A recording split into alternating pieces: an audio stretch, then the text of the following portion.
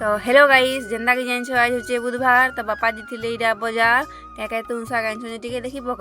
जने तुम साग भी आनन सबके नहीं करी फ्री रे भर देनी कानी के बेले आम फ्री रे ही रखी देसु